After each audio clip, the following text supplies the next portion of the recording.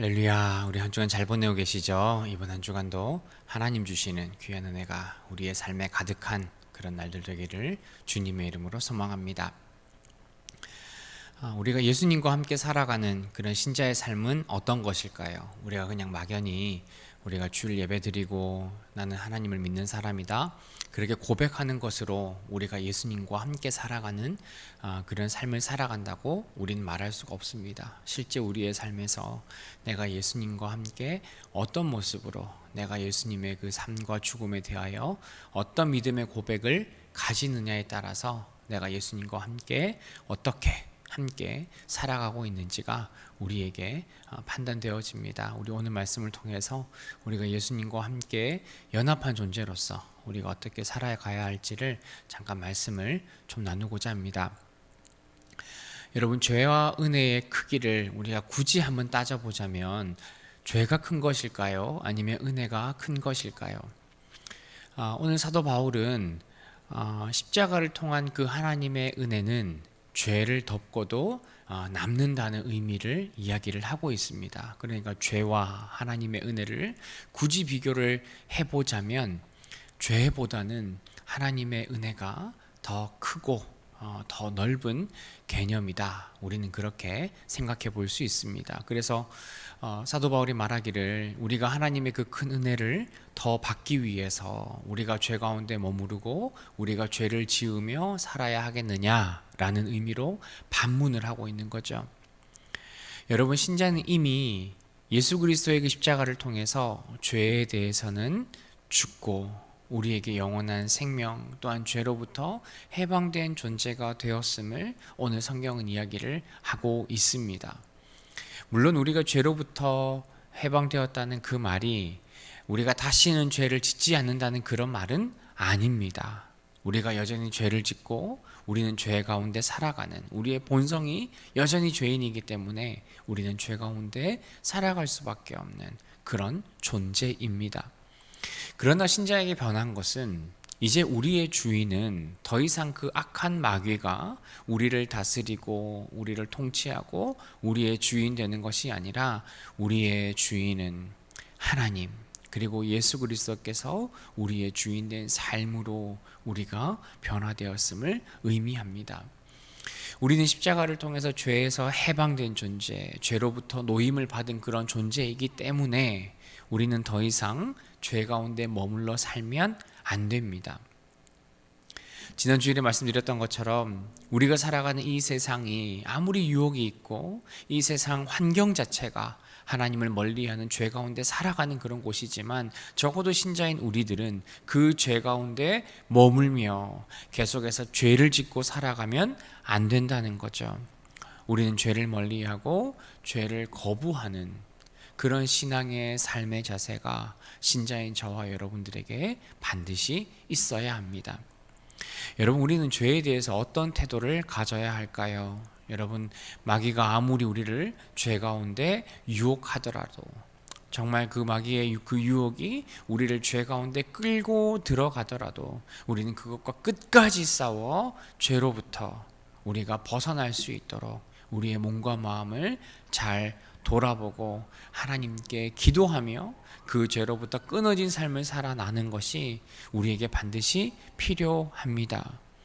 여러분, 우리의 주인이 바뀌었음을 저와 여러분들은 반드시 기억해야 합니다.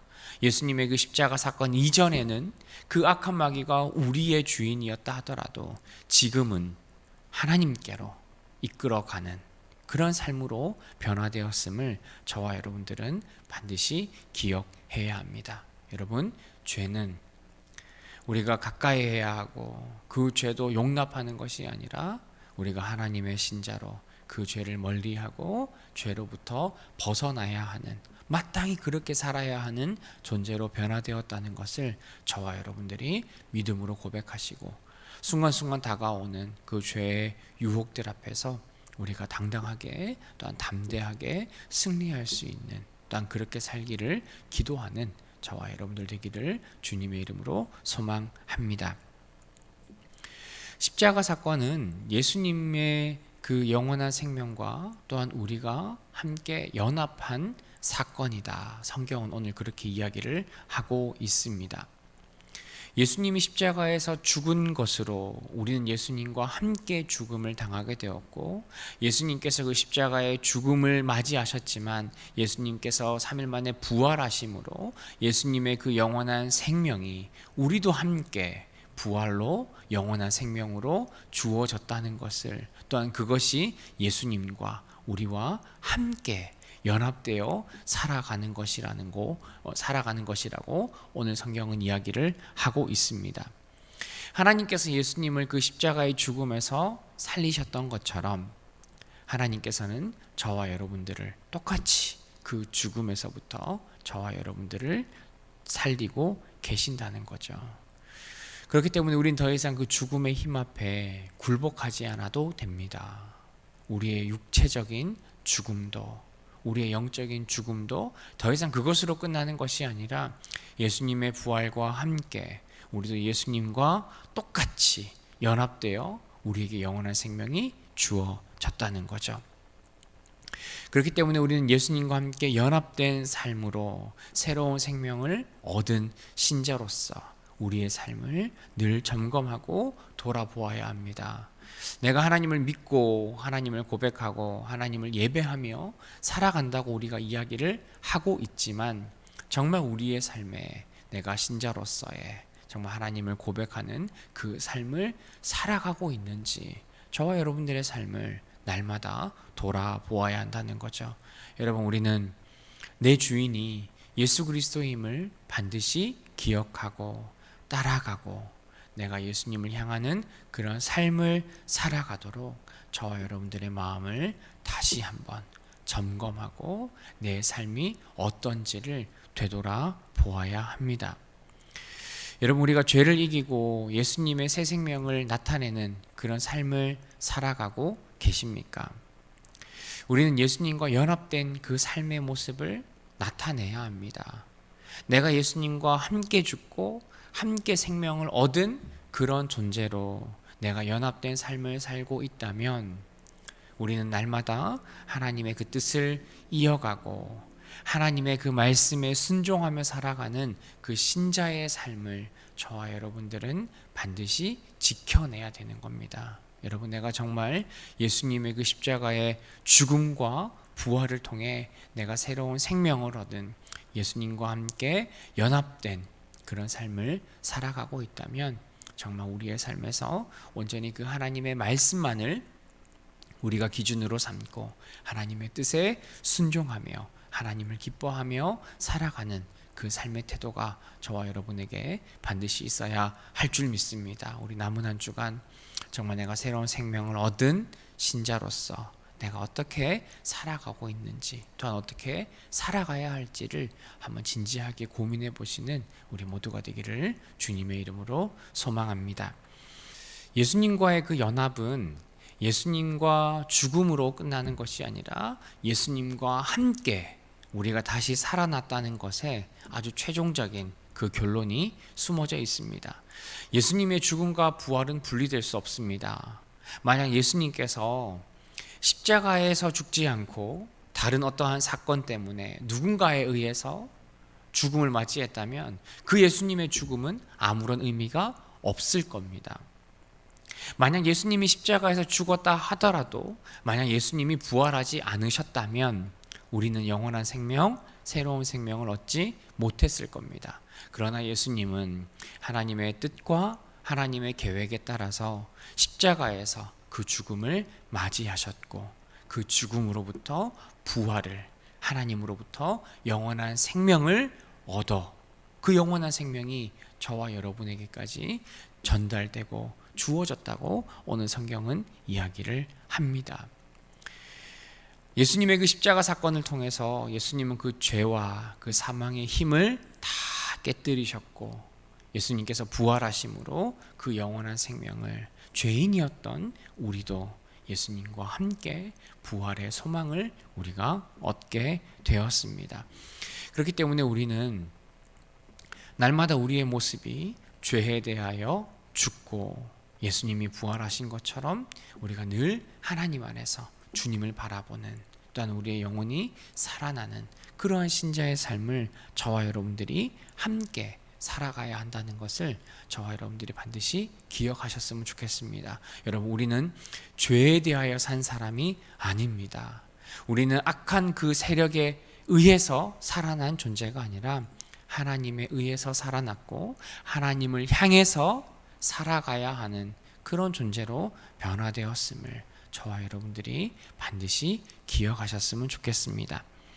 우리는 예수님과 연합한 존재로 어떻게 살아야 할까요? 여러분, 우리는 세상과 타협하며 살면 안 됩니다. 여러분, 우리가 죄와 함께 살아가면 안 됩니다.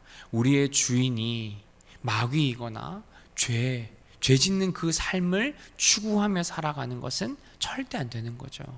만약 지금 우리의 모습이 여전히 그 죄를 향하고 있고 그 악한 세력을 향해서 우리가 그것을 쫓아가고 그것을 기뻐하는 삶을 살고 있다면 우리는 예수 그리스도의 그 십자가를 통해 부활을 경험한 하나님의 그 영원한 생명을 얻은 하나님의 신자가 아닐 수도 있는 거죠. 여러분, 우리가 세상과 하나님 사이에서 지금 누구를 향해 살아가고 있는지를 저와 여러분들이 분명히 하셨으면 좋겠습니다. 여러분, 하나님에 대하여 새로운 생명을 얻은 사람은 반드시 하나님을 향해야 합니다. 하나님이 제시한 길을 걸어야 합니다. 하나님께서 우리에게 명령한 그 방법대로 우리는 살아가야 할 줄 믿습니다.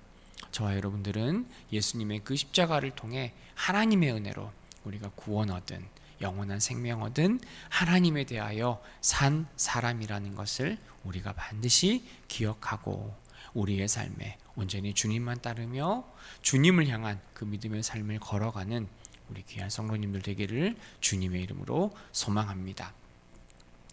하나님 아버지, 참으로 감사합니다. 죄인이었던 우리에게 예수 그리스도의 그 십자가의 죽음과 부활을 통해 우리에게 영원한 생명을 허락하신 줄 믿습니다. 하나님, 우리가 예수님과 함께 연합한 존재가 되어서 예수 그리스도와 함께 그 십자가에서 우리의 모든 죄가 죽었고 이제는 하나님과 함께 그 영원한 생명을 위해 살아가는 그런 존재로 변화되었음을 우리가 다시 한번 고백합니다. 하나님, 날마다 우리의 삶에 영원한 생명을 품은 또 하나님을 향해 살아가는 그 신자로서의 삶을 살아가도록 우리의 몸과 마음을 인도하여 주옵소서. 하나님, 우리에게 허락하신 귀하고 놀라운 일들 하나님, 우리가 늘 기억하며 우리의 하루하루의 삶을 돌아보고 죄로부터 멀리하며 죄를 가까이 하지 않고 죄를 짓지 않고 죄를 승리할 수 있는 우리 모두의 삶이 되도록 우리를 인도하여